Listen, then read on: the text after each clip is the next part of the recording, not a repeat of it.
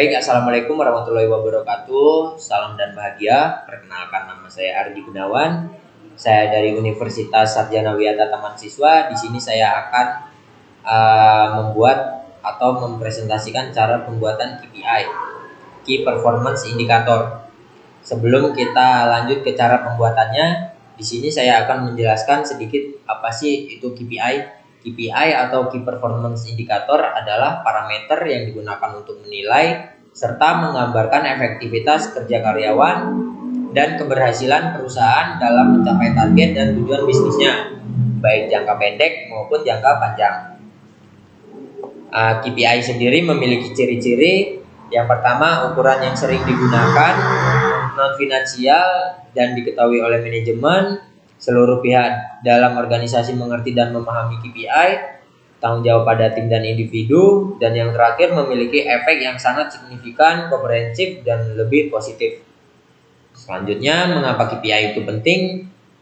Karena KPI matriksnya lebih jelas dan terarah.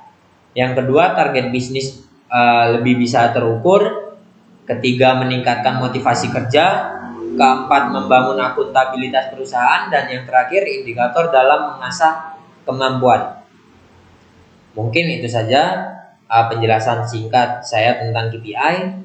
Selanjutnya, saya akan menjelaskan cara atau teknik pembuatannya ya teman-teman. Kita masuk ke Excel. Di sini saya mempunyai data sebuah perusahaan dari bulan Januari sampai bulan Juni. Di sini sebelum saya kasih tahu cara pembuatannya, di sini saya akan menjelaskan setiap kolom yang ada di tabel ya teman-teman. Yang pertama itu ada kolom area kinerja utama. Itu menunjukkan bidang-bidang kunci yang ingin dinilai, seperti penjualan, layanan pelanggan, dan produktivitas dan kehadiran. Selanjutnya ada KPI. Itu indikator yang ingin diukur ya teman-teman. Selanjutnya ada bobot KPI. Bobot KPI itu persentase kontribusi masing-masing KPI terhadap total penilaian. Itu wajib 100 ya teman-teman nilainya. Nah, selanjutnya ada target. Target itu angka atau persentase yang ingin dicapai sebuah perusahaan ya teman-teman. Di sini saya mempunyai dua tabel atau dua data. Yang selanjutnya itu tabel yang ini sama teman-teman. Ada area kinerja utama, KPI, bobot KPI, dan target. Tetapi tabel yang ini untuk mencari skor dan skor akhir teman-teman.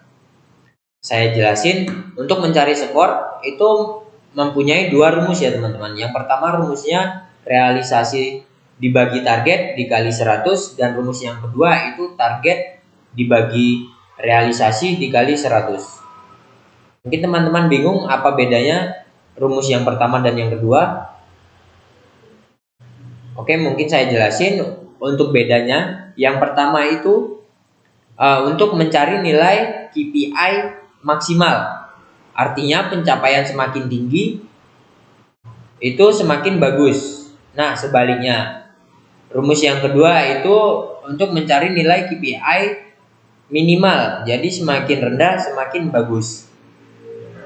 Selanjutnya di sini ada rumus skor akhir, yaitu skor dikali bobot KPI dibagi 100. Jadi tabel yang ini untuk mencari skor dan skor akhir, dan tabel yang ini untuk mencari realisasi semester 1 atau nilai rata-rata setiap bulannya. Nah, di sini kan untuk mencari skor itu ada realisasi, memerlukan realisasi.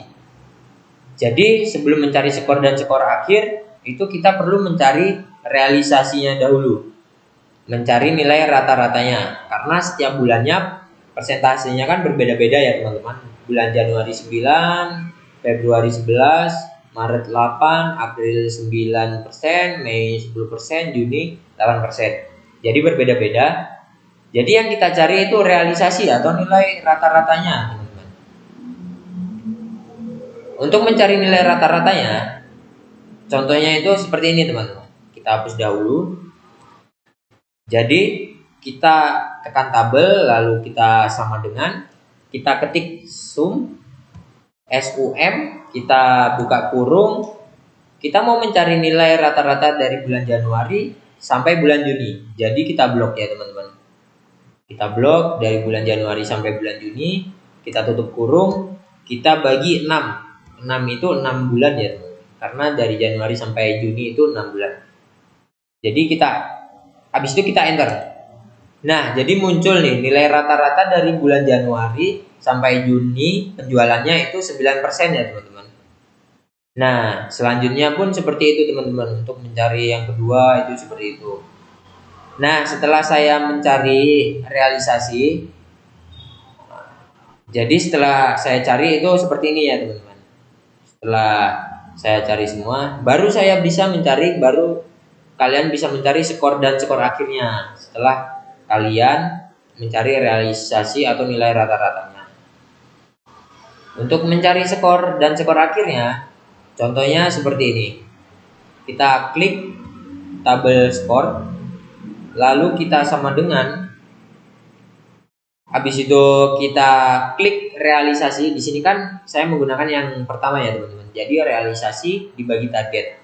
Kita klik realisasi, terus kita bagi, terus kita klik lagi target. Nah, itu kita kali 100.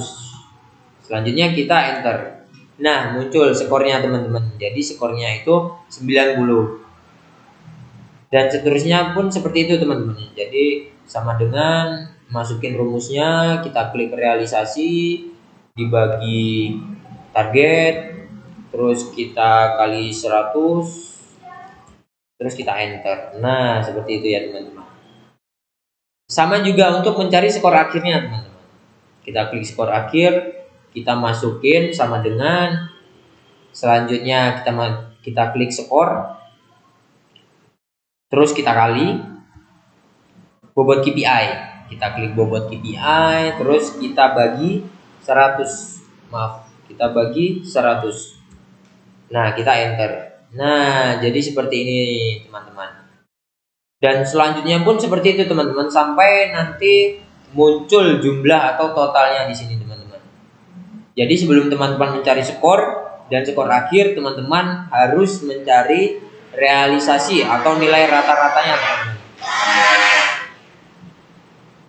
Mungkin teman-teman sudah paham. Itu saja penjelasan dari saya, kurang dan lebihnya saya mohon maaf. Mungkin ada teman-teman yang masih bingung atau ada yang kurang, bisa teman-teman tambahkan di kolom komentar. Saya Ardi Gunawan, saya mohon maaf jika ada kesalahan kata. Saya akhiri, wassalamualaikum warahmatullahi wabarakatuh. Salam dan bahagia.